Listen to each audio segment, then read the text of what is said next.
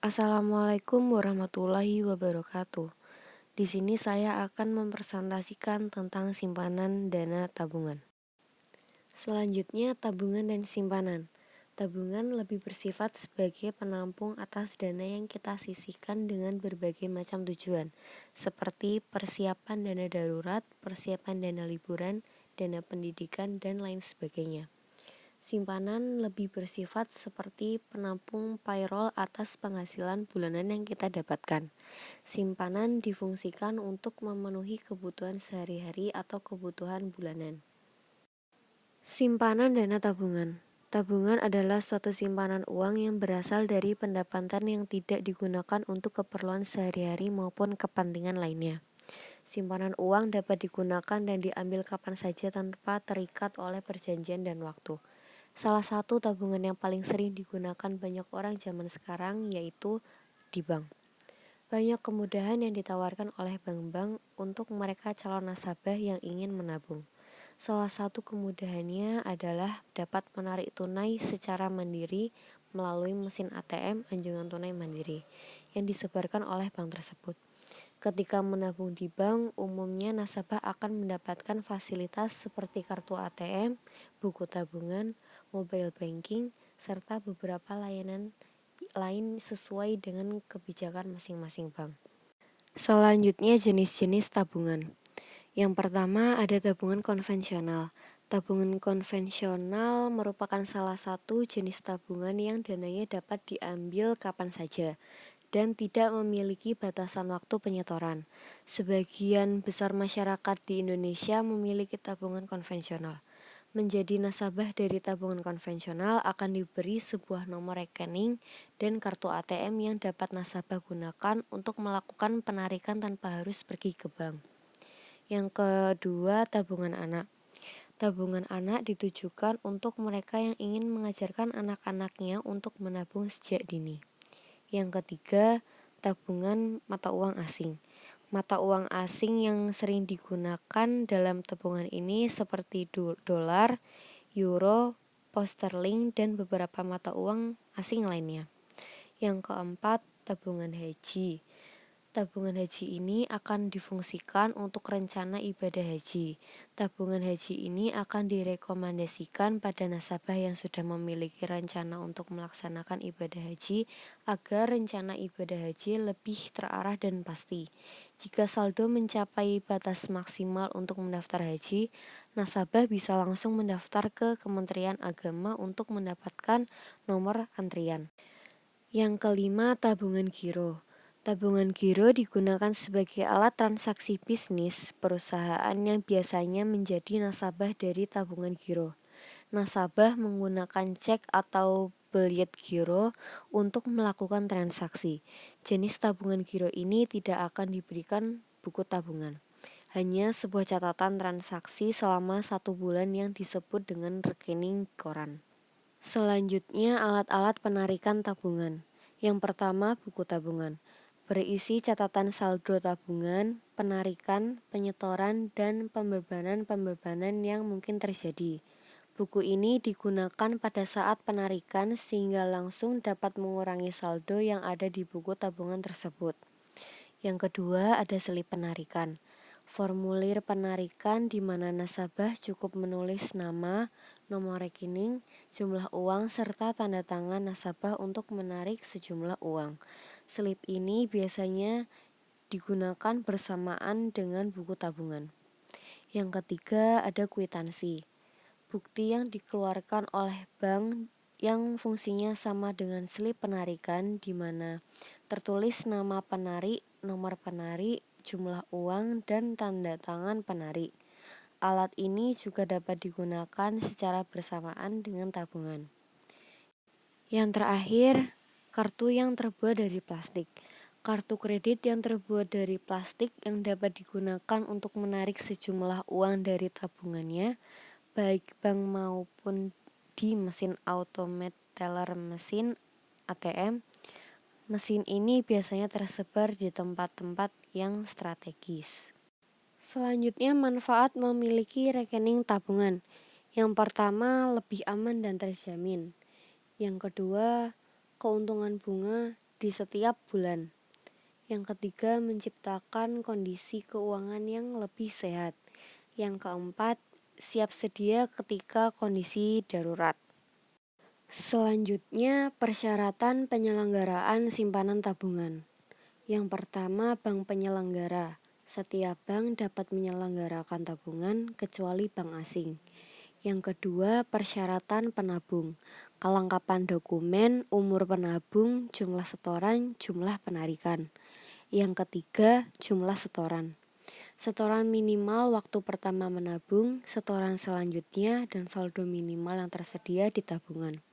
Yang keempat, pengambilan tabungan. Jumlah maksimal yang harus ditarik tidak melebihi saldo minimal. Yang kelima, bunga dan insentif.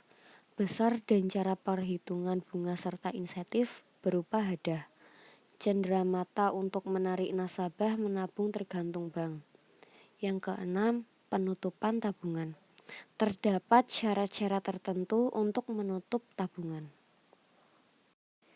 Selanjutnya, perhitungan bunga tabungan. Yang pertama ada metode saldo terendah, yang kedua ada metode saldo rata-rata, yang ketiga ada saldo harian dengan ketentuan bunga, yang keempat ada metode floating, yang kelima ada lamanya saldo mengendap dengan tingkat suku bunga tetap. Yang pertama saya akan menjelaskan tentang metode saldo terendah. Bunga dihitung berdasarkan saldo terendah pada bulan tersebut dikali suku bunga per tahun dikali 1/12 bulan dalam 1 tahun.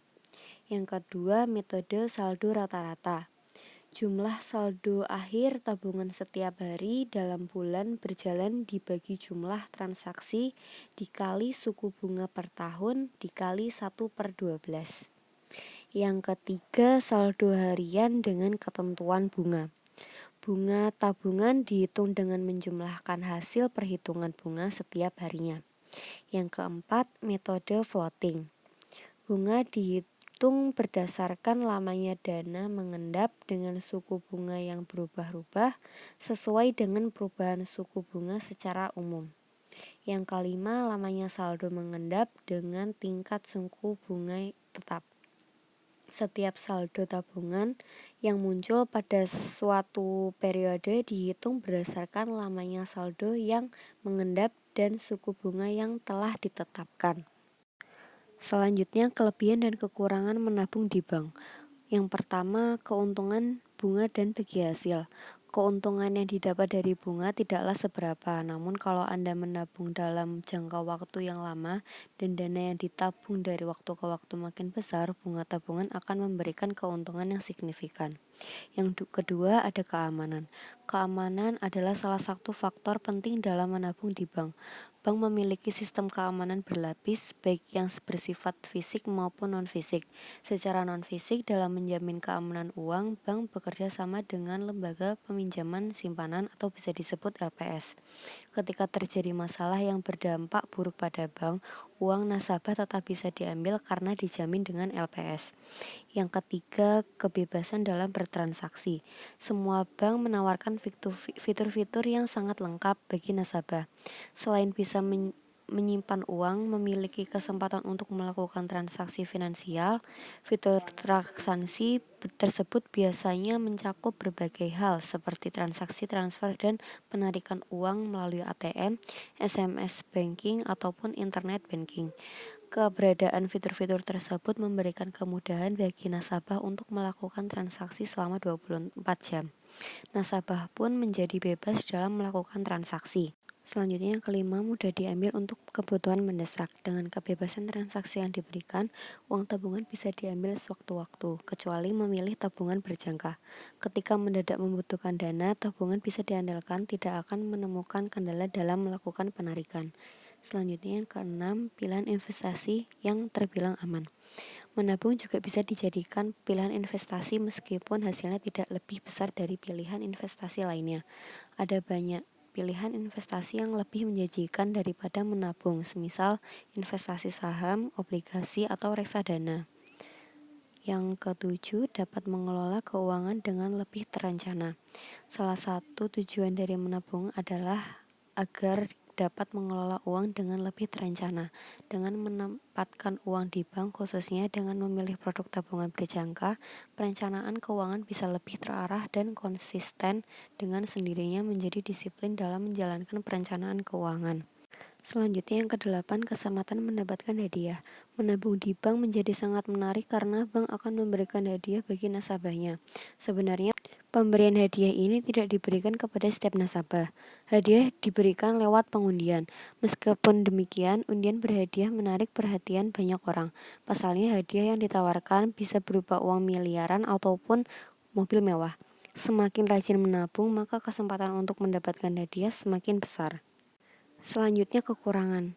Yang pertama, tidak gratis. Menabung uang di bank sama saja dengan menitipkan uang pada bank sebagai lembaga yang terpercaya. Tentu saja menabung di bank pada umumnya tidaklah gratis, harus membayar biaya administrasi setiap bulan yang langsung dipotong dari dana yang ditabung.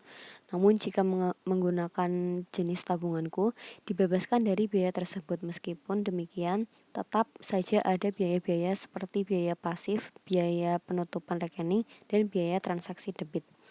Selanjutnya yang kedua, tabungan sulit berkembang. Ketika menabung di bank, uang tidak langsung bertambah begitu saja karena bunga atau bagi hasil. Keuntungan yang didapatkan tidaklah seberapa setiap bulannya. Bisa saja uang bunga tabungan benar-benar memberikan keuntungan yang diharapkan, tapi harus menabung uang dalam jumlah besar, misalnya 700 juta rupiah. Selanjutnya bunga kecil, rata-rata bunga tabungan bisa sekitar 1%. Keuntungan yang didapatkan dengan bunga rata-rata tersebut tentulah tidak begitu terasa. Karena itu kurang tepat kiranya menabung di bank untuk mendapatkan imbal balik yang tinggi. Selanjutnya adanya limit transaksi. Ada limit yang diberlakukan bank, misalnya adanya saldo minimum yang harus tersedia di rekening sehingga Anda bisa menarik dana seluruhnya, atau limit penarikan tunai di ATM maksimal 5 juta rupiah untuk 1 hari. Sekian presentasi dari saya, kurang lebihnya mohon maaf. Wassalamualaikum warahmatullahi wabarakatuh.